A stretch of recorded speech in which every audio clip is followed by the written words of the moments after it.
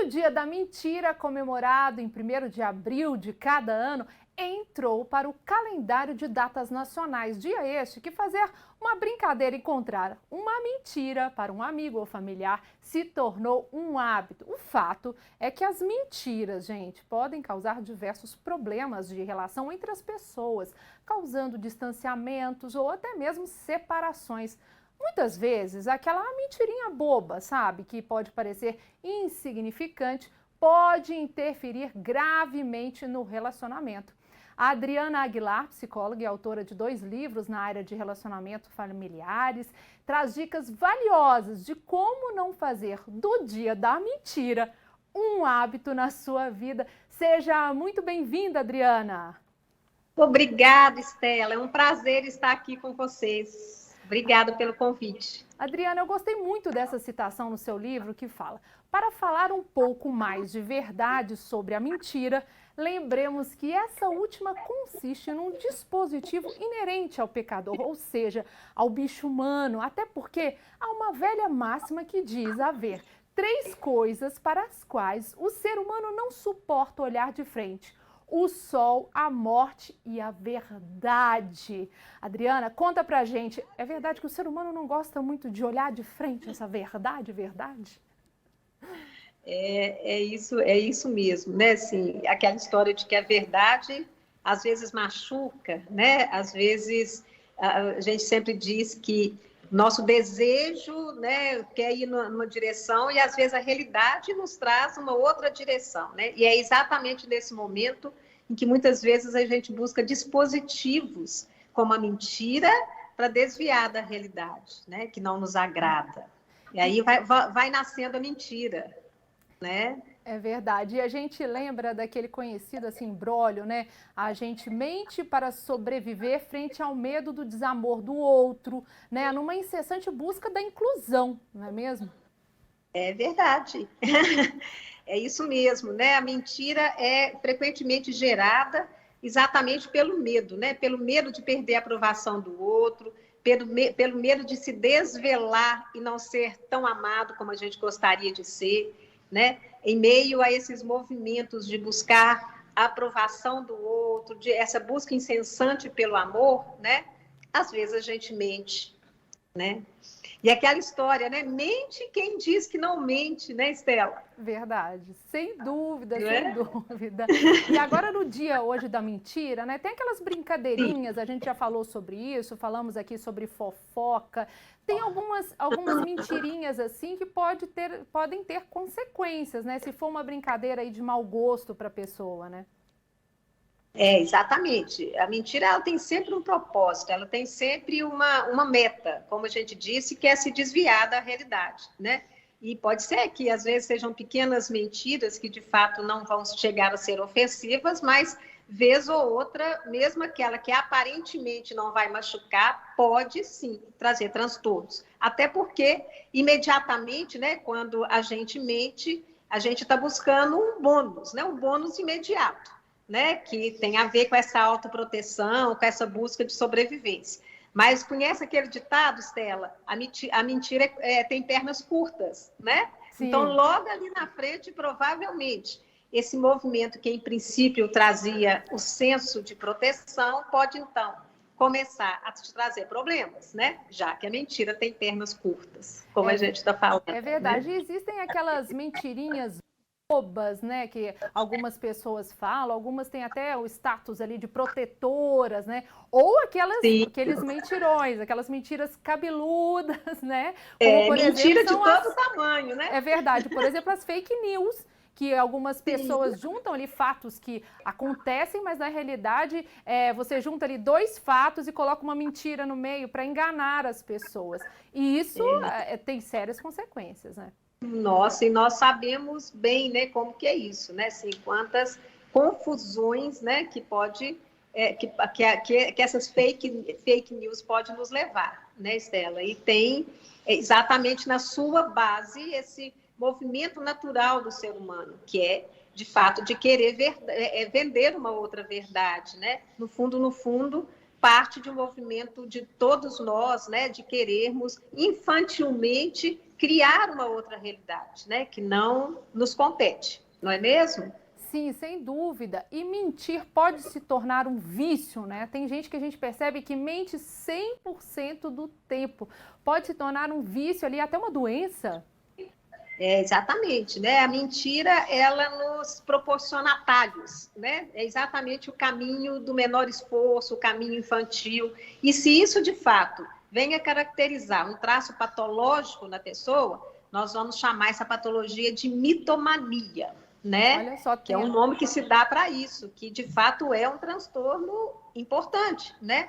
E que gera uma total descaracterização, uma total de despersonalização do mentiroso, né? Do mentiroso por esporte, né? Daquele que fez da mentira o seu meio de vida, o seu modo de vida.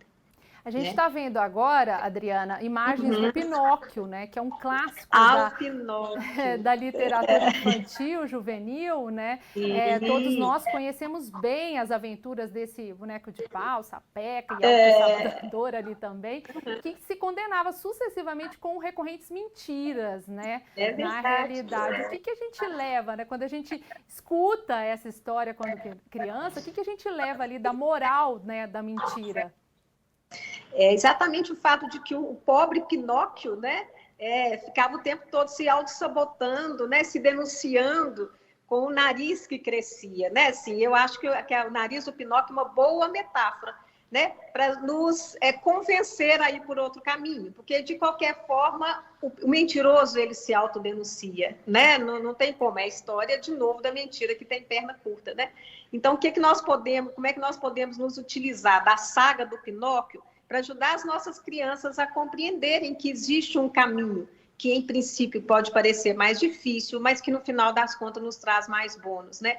A moral da história é, na medida em que o Pinóquio ele atende à sua consciência, que na história é o grilo falante, né? Ele vai ganhando merecimento progressivo de se tornar humano, né? Então, eu acho que essa é uma bela moral, né? Para que a gente possa, de fato, merecer, né, o status do ser humano, né, e não meramente um boneco, né, que fica o tempo todo cedendo aos seus porões, né, desse pequeno eu, é preciso que a gente encare, sim, o desafio da verdade. E eu gosto muito, Estela, quando vem uma brincadeira que diz assim, olha, na verdade, entre nós humanos, né, pode ser até que o nosso nariz não cresça, como o do Pinóquio, mas com certeza a confiança diminui, né? Então, essa é a principal consequência que deve fazer com que a gente entenda, finalmente, que o crime não compensa, né? Dentro de relacionamento amoroso, por exemplo, né?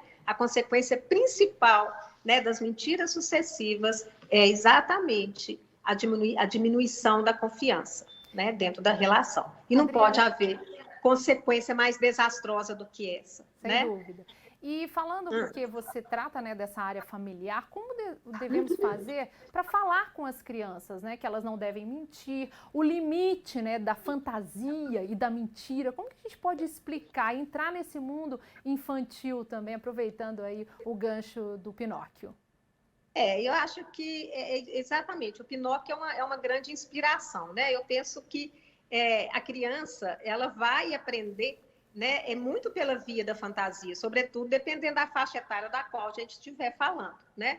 Mas, aos poucos, ela vai conseguindo diferenciar claramente o que é realidade, o que é fantasia, o que é mentira, né? Na verdade, a gente precisa de ajudá-la a diferenciar isso, né? Fantasia de mentira. Fantasia é uma fábula, né? Que com os recursos simbólicos, porque nós, seres humanos, somos seres dos símbolos, né? Conseguimos desenvolver exatamente para vestir a verdade, né? Com uma veste mais leve. Eu acho linda essa ideia de que, porque nós não suportamos olhar para a verdade cara a cara, nós a vestimos de fábula, né? E isso tem que ser explicado para as crianças, né, o quão diferente é essa perspectiva da mera mentira, né? E ajudá-las a compreender, né, de novo, que o aparente bônus da mentira, ele é passageiro, né? E que logo, logo, na medida em que eles insistem nesse dispositivo para proteger, né, as necessidades imediatas, logo, logo ali na frente eles vão encontrar né, infelizmente, o ônus, né, decorrente disso. Então, eu acho que ajudar as crianças a compreenderem isso, né, que, na verdade, a verdade nos traz muito mais bônus, né, dentro de uma perspectiva imediata do que a fácil mentira. E Né? nos seus É livros, né? sempre um processo de amadurecimento que vem junto com isso, né, Estela? Sim. O processo de amadurecimento anda lado a lado com a verdade, anda lado a lado com o preço que a gente tem que pagar por ela, né? E eu acho que pouco a pouco a gente vai ajudando as crianças a compreender as consequências, né, de desviar para um outro caminho mais fácil. E nos seus, falando agora de relacionamentos, né, nos seus 2 livros, né, que é nessa área realmente, como que a mentira pode destruir um relacionamento, Adriana? Exatamente com a consequência mais direta dela, que é a quebra da confiança, né? É um dos maiores cânceres que um relacionamento pode desenvolver é exatamente a quebra de confiança, né? Então, é outra coisa que é uma outra relação que é bastante estreita. Mentira e quebra de confiança, né? E quando se quebra a confiança, você, né, destrói um dos pilares básicos de qualquer relacionamento, né, que pretende ser saudável, que pretende ser longevo. E né? como retomar Então, esse relacionamento? Depois que a pessoa já mentiu, mas ela se arrependeu, o que ela pode fazer? Tem todo um processo cuidadoso, né? A gente fala que o mero pedido do perdão não é suficiente para restaurar, né, uma peça quebrada, né? Tem todo um movimento dentro dessa perspectiva madura, né? Onde a pessoa entende que uma vez que ela lesou o outro, que ela lesou o contrato estabelecido entre os dois, né, ferindo a lealdade, ferindo o aspecto da verdade na relação, né, que terá que passar por um trabalho cuidadoso, né, buscando reparação, buscando reconstituir esse campo da confiança, o que é bastante delicado. Então, é preciso que se entenda isso, né? Quebrou a confiança, é preciso de arregaçar as mangas, porque o trabalho é árduo, né? Por isso a gente brinca, o crime não compensa.